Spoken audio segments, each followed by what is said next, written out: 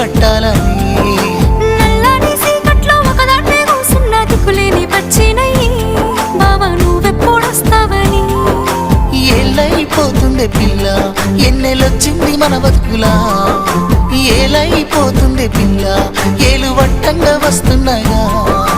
ఇన్నాళ్ళ ఎడబాటు ఎడవాసిపోతుందిలే ఈ సీనయ్య గుంటున్నదే సినదారా నీ కోసము ఈ దూరాన్ని చెరుపుతూ తీరాల తెగిరింది అందాల ఈ మానము